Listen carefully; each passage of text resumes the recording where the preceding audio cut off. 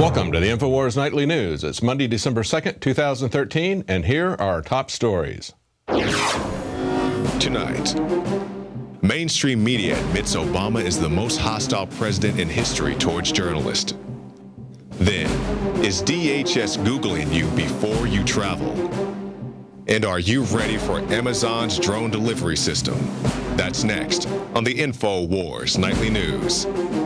All need to be shut down under the EU Convention on Spreading Radicalism. Shut him up! Shut him up! I don't agree with him! He's giving me too many facts! Well, as we pointed out last week, in desperation, many retailers, many big box retailers, were opening on Thanksgiving and not waiting until Black Friday. But as Yahoo reports, despite record crowds, spending has actually declined. They say this is a record number of shoppers, but they spent less for the first time in history. Well, while the stock market is ballooning with infused cash from the Federal Reserve, what this is reflecting is the reality that for the middle class, for the lower income people, we actually see jobs declining. We see things getting much tougher. Everybody knows that. Retailers knew that. That's one of the reasons why they opened up on Thursday. People are suffering because of the employment situation. Companies are afraid to hire new people. They're even converting full-time employees to part-time employees because they're concerned about the rising cost of health care. Well, in a story from Paul Joseph Watson that was picked up by the Drudge Report today, the DHS is Googling travelers before they enter the U.S. We see that 50-year-old Ellen Richardson, a Canadian citizen, was told by a DHS official at Toronto's Pearson Airport that she would be refused entry because, quote, I had a hospitalization in the summer of 2012 for clinical depression. They said she'd be required to undergo medical evaluation by DHS-approved doctors before being accepted into the United States. And, of course, some Canadian MPs got involved in that and looked to see if this is happening elsewhere. They found other cases where this is happening, as well as a lawyer, Barry Swarden, who said many people have had a similar problem. And it appears that the Canadian police are turning their database of medical information over to the FBI. So the problem is that the Canadian government has the health care records of all of its citizens. And now you see how medical privacy being lost affects your life in so many areas. It's not just that the website is a failure. It's not just a pragmatic issue of the government not being able to create a functioning website spending $500 million. It's not just that they can't manage anything. It's that they want to micromanage our lives. And they're also paranoid and intrusive in the way that they look at our medical histories. Take a look at what's being used against various families here. Here's a couple of stories that illustrate this. We've got an Ohio Amish girl in a chemo case is now doing well, even though the government was trying to mandate that she take chemotherapy. A relative says that an Ohio Amish girl who was diagnosed with leukemia is continuing her natural treatments while in hiding with her parents because of a legal case over whether she'll be forced to resume chemotherapy. Now, the attorney for the hospital that demanded that she be given chemotherapy said the undisputed testimony was that without treatment, she would die within 6 months to a year. She was last treated in June. We don't know where she is, what her condition is, or whether she's receiving treatment.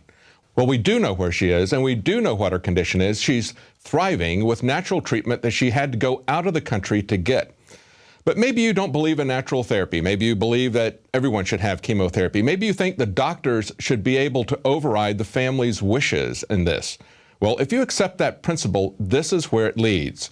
We now see parents receiving threatening letters regarding mandatory medical and dental exams for their children. This is from Police State USA. Now, in this article, we see two letters, one from New York and another one from a Chippewa Indian reservation. Now, the one from New York demands that they take their kids in for a medical exam, for dental exams, and it cites a law. It doesn't tell them that there is a religious exemption. Of course, the religious exemption is going to be very difficult to get. But the letter from the Indian reservation is much more like what you're going to expect to see when we combine government health care with government schools. Now, what we see on the Indian reservations is an entire weaponized bureaucracy of Agenda 21 type of policies that they've been using against the Indians for about 150 years. Part of that, a large part of that, was separating the children from the family, from their traditions. And we can now see, when we look at a letter like this, we can see what happens when the government has access to all of your medical records. Listen to this, what they threatened the family with. They said, they threatened them with involvement with child protection services. They said, we don't want to have to file a report of medical neglect. But of course, that's what they're threatening to do. We can see how government health care is going to be used to assert government ownership of the children and break down the family. This is how MSNBC put it in a public service announcement.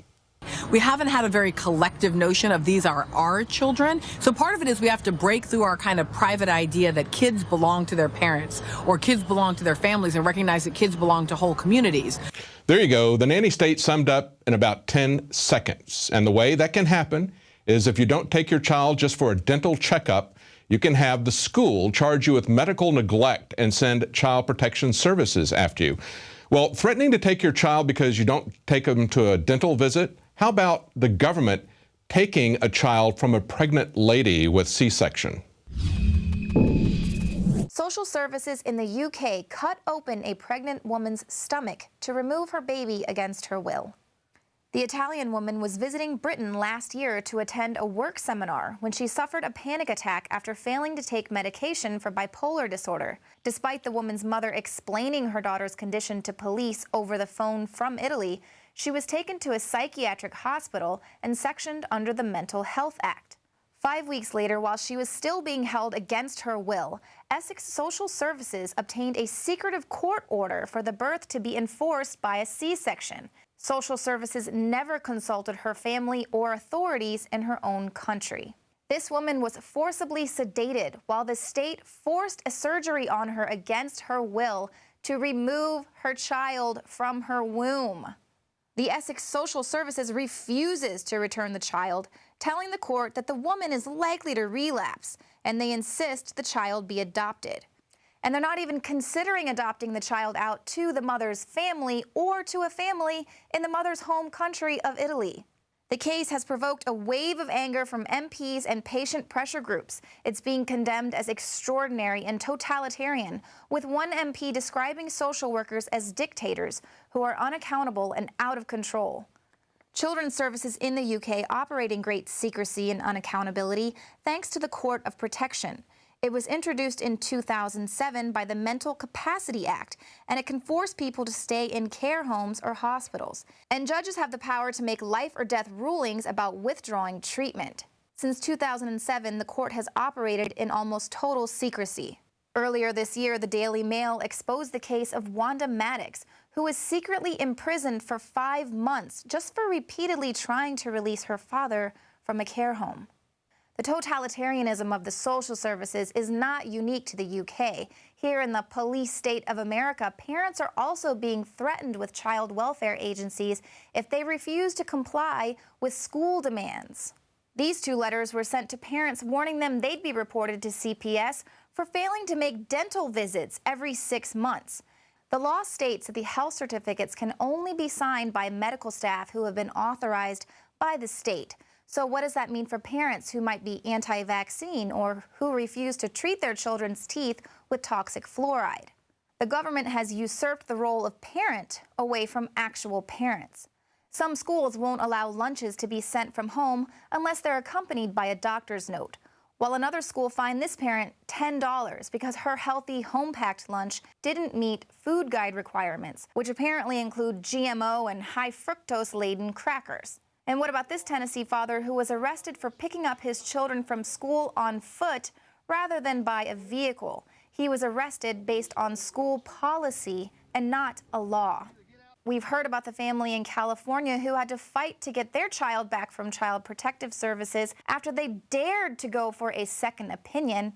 And then, of course, this Amish family who went into hiding in order to keep their daughter from forced chemotherapy, even though tests have shown that her cancer is gone.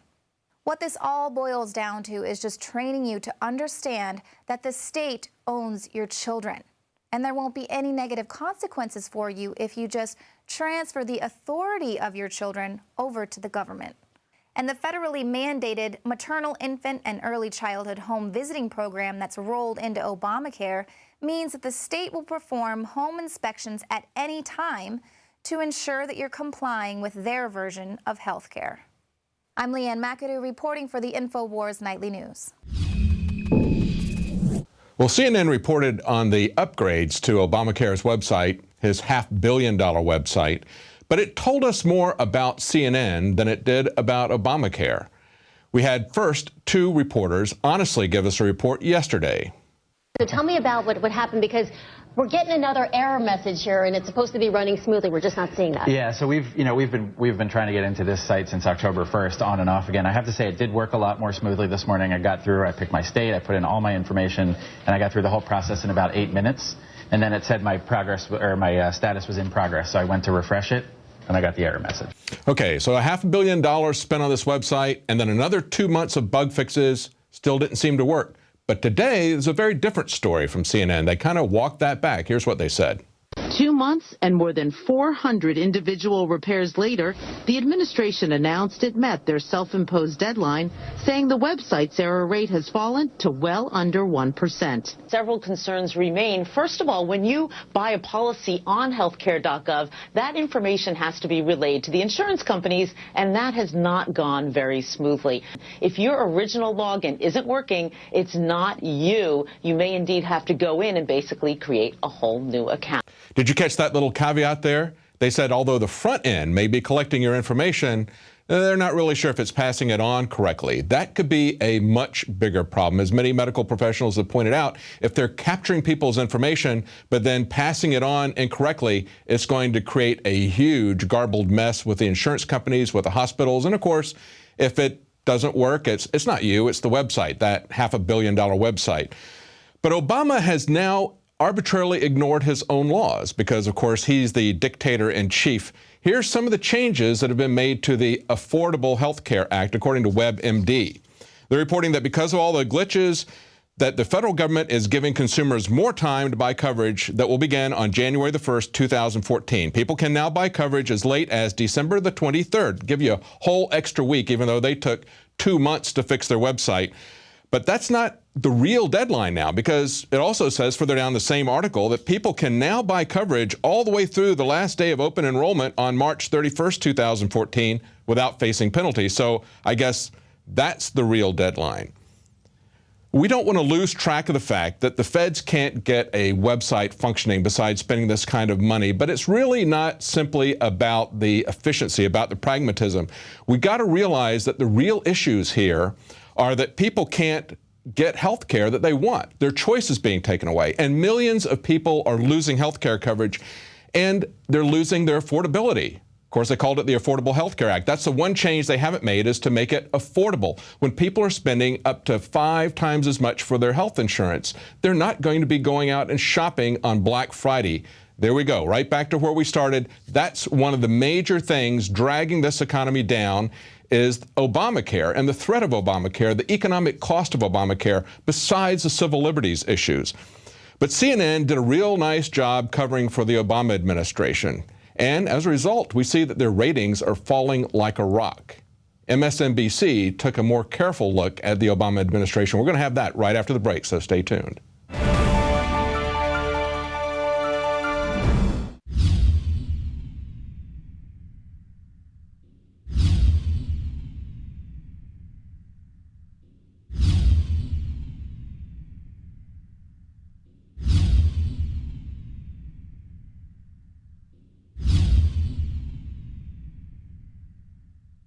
My friends, Alex Jones here to tell you about some of the most important information concerning you and your family's health. Radiation levels have more than doubled in the last 60 years in the Northern Hemisphere from all of the nuclear testing and radiological accidents. Radioactive contamination is now in most of the food supply. There's only 2 ways to avoid this. Move south of the equator or properly protect your thyroid with nascent iodine. Looking to protect my family, I've done deep research. Nascent iodine is the purest, cleanest, absolute best form of iodine to protect yourself and your family. It's made right here in the USA, completely non-GMO. I searched out the best quality and now have developed a double-strength form of nascent iodine, exclusively available at INFOWARSLife.com. Nascent iodine is on record as one of the only safe ways to detox from fluoride poisoning. Survival Shield Nascent Iodine. Secure your super high-quality nascent iodine today at INFOWARSLife.com. That's INFOWARSLife.com.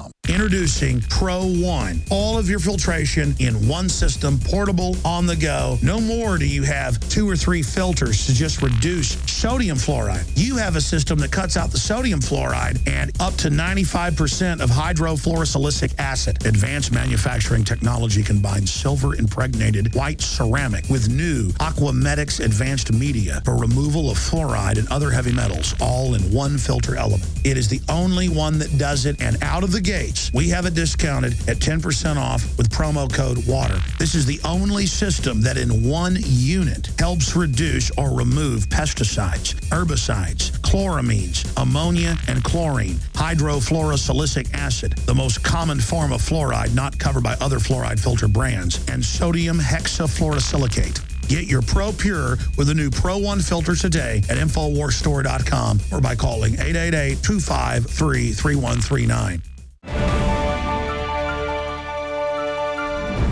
Well, while CNN does its best to propagandize for Obamacare, people are seeing that it's propaganda, and CNN's ratings are falling like a rock.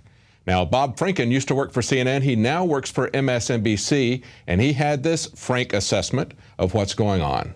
This is the most hostile to the media that has been in United States history. I won't stop fighting to open up government. We have put in place the toughest ethics laws and toughest transparency rules of any administration in history.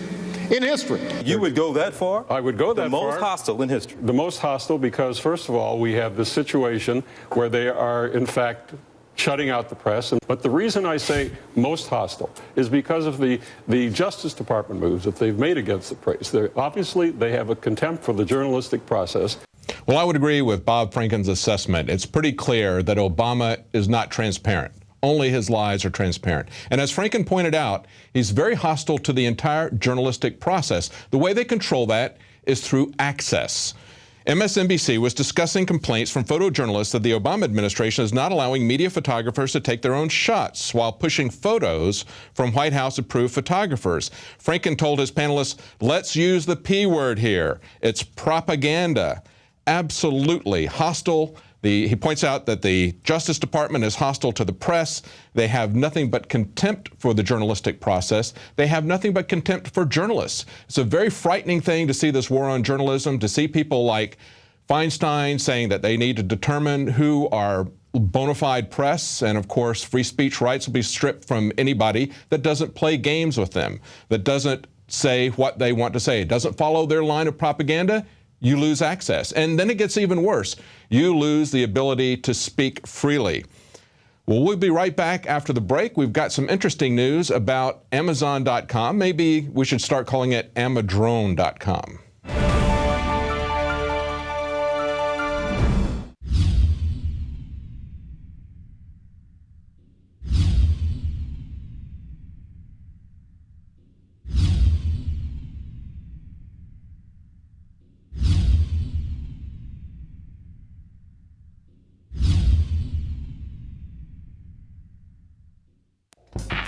We're on the march. The empire's on the run. And the INFOWARS army is standing strong. Wake up your family, friends, and neighbors and break the matrix at InfoWarsStore.com. Learn the truth and spread the message of liberty with the world's most comprehensive collection of books and documentary films. Maintain a healthy metabolism and energize your body to perform at peak health with Survival Shield Nascent Iodine. Protect your family and be prepared with survival foods and emergency preparedness kits. And now you can drink safe water with your own Pro Pure water filtration system, which removes fluoride and other harmful chemicals from your family's water supply. Save 10% with the promo code WATER. So join the revolution. InfoWarsStore.com. Many anthropologists and archaeologists believe that before man even discovered the power to harness and use fire, we were involved in agrarian activities. That is, taking the seeds of plants and then replanting them to produce more. The very foundation of our modern civilization and human culture is centered around the planting and cultivation of edible plants. Here are some of the amazing deals at INFOWARS Seed Center at INFOWARSshop.com. The Survival Seed Vault by My Patriot Supply features only the finest survival heirloom seeds for a robust and hardy garden, even in the toughest times. We also have starter varieties of the deluxe seed packages for fruit, salads, salsa, peppers, medical herbs, and more. Go to the INFOWARS Seed Center at INFOWARSshop.com. And remember, the revolution against tyranny is growing. Welcome back. Now, Jeff Bezos, owner of Amazon.com, recently bought the Washington Post for several times what anybody thought it was worth. I don't think he bought it because it's so profitable. I think he bought it because it's such a powerful weapon in Washington. And he's going to need that to clear the regulatory obstacles for what he wants to do next. He wants to set up a private delivery system using drones. Maybe he could call it Amadrone.com.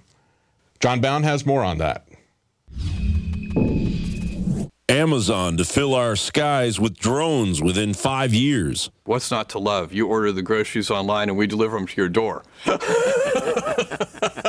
That's right. Amazon CEO Jeff Bezos wants to feed America's need for instant gratification by accelerating the slippery slope of conditioning to accept drones as a way of life. He envisions a future where Amazon drones are whizzing by each other to get products to people in a half hour that may have taken days or weeks. But at what cost? If we can make this model work, it would be great because it extends the range of products that we can sell. Google has been painstakingly recording our privacy to populate their Google Maps. But the corporatocracy-run NSA needs more data. Who's to say that Amazon doesn't open the door for more intrusive visits from Google, recording our family members, pets, and firearms? Publication Homeland Security Today obtained a copy of the test plan for the program, which also says sensor platforms are being tested that can distinguish between an unarmed and armed personnel. The Washington Times reported Michael Huerta, the chief of the Federal Aviation Administration, predicted that U.S. airspace could be crowded with as many as 7,500 commercial drones within the next 5 years. But Huerta warns we need to be responsive to the public concerns about privacy. Given the revelations provided by Edward Snowden concerning the all-out war waged on our privacy by the NSA, all we can expect is more intrusion into our private lives. NSA and the intelligence community in general is focused on getting intelligence wherever it can by any means possible that it believes on the grounds of sort of a self-certification that they serve the national interest. John Bound, INFOWARS.com. Well, in what seems to be a continually recurring story, we have yet another case of somebody committing a crime, supposedly according to the cops, by filming the cops. They're allowed to film everything we do, and they do. Not only in their squad car, but with cameras everywhere. But if we take a picture of them, that's a crime, especially if we do it in front of the cop. And this is what happened in Canada. We have a video here taken by this man's 17-year-old daughter. He winds up getting beat up, handcuffed, and arrested. And his crime, of course, is just photographing the police and doing that in front of the police. He had momentarily parked so his daughter could run in and get something. It was a very short period, evidently. And a cop came up and was giving him an $88 ticket. It annoyed him, I guess. He wanted to get information about the police because he was going to file a complaint on them. Now he has something to complain about. But we see this happening continually. And in spite of all these police brutalities, we never see anything being done to the police because, of course, they're being not only protected by the police unions, but they're being trained by the federal government, by the central governments. In this case, it's Canadian government, but certainly the federal government is training police everywhere in the United States to treat us as if we were criminals, to treat us with contempt. It's what we saw last week when we went to the JFK assassination commemoration in Dallas. We see the police there with nothing but contempt for both journalists and for citizens. It's something that has to change unless there's any kind of accountability. This is going to continue to get worse and worse. We see it happening more and more frequently. So when you see your peace officers beating people over parking violations and photographing their squad car, you have to ask yourself, Did the 1993 movie Demolition Man kind of predict the dystopian society that we're now living in? Jakari Jackson has a report. When we talk about the current state of our world, we often liken our existence to books like 1984, Brave New World, or films like They Live. But recently I was watching that old Sylvester Stallone, Wesley Snipes film, The Demolition Man. And as far-fetched and sci-fi as it may have been at the time, it does ring a little true today. So let's take a moment and analyze this piece. Don't you hear a thought repeating in that brain of yours? The name Friendly, Edgar Friendly. In short, Stallone and Snipes represent the most brutal aspects of both the police and criminals respectively. After an incident leaves many innocent people dead, they're both placed into a cryogenic prison and awakened decades later into a complete nanny state. Just cigarette, any cigarette. Smoking is not good for you, and has been deemed that anything not good for you is bad, hence illegal. Alcohol, caffeine, contact sports, meat. Are you me? John Spartan, you are fined 1 credit for a violation of the verbal morality statute. See what I mean? And while I'm not an advocate of using coarse language, I'm definitely not a fan of being fined for it either. Especially when you consider speaking about your lunch, which very well could contain a brown bag and a peanut butter and jelly sandwich, can be considered culturally insensitive if not downright racist. Also, the notion that anything the state deems to be bad for you is illegal, including contact sports and salty foods, but we'll talk about that in just a moment. In this clip, we see Wesley Snipes visiting a museum to acquire a real gun, the only place he can get one in his fictional timeline. And that rings true today, because there are people so uptight about gun ownership, they don't even want armed police officers to be able to pick up their own children from school. This clip shows the rather cavalier attitude some police officers have when using the supposed non-lethal taser. Recently here in Texas, a high school student was brain damaged when he dropped to the floor after being shot by a sheriff's taser for an incident he wasn't even involved in. You got the salt over there, Bob? Salt is not good for you, hence it is illegal. No salt even at Taco Bell. Now, if that seems a little too ridiculous to you, remember New York Mayor Bloomberg, who has his campaign to protect you from salt, from soda, this socialist campaign to protect you from everything all the time, except for this, quote, mythical knockout game. And we'll end with this, a man who believes in the Constitution, so of course he has to be a dirty, underground sewer dweller. Because I like to think, I like to read, I'm into freedom of speech and freedom of choice. This fits right in with the narrative that liberty-loving, God-fearing, gun-owning Americans are the bane of the new society. Intentional or otherwise, Demolition Man is a semi-accurate parody of what's really going on in this country. I'm Jakari Jackson for the INFOWARS Nightly News. Well, that's it for tonight, and don't forget that you can help to support INFOWARS Nightly News by buying a subscription to Prison Planet TV. You'll find all of Alex Jones's documentaries there, as well as archives of all of our news reports and special reports. And you can share that with up to 10 people simultaneously. That's Prison Planet TV. We'll be back tomorrow at 7 Central, 8 p.m. Eastern.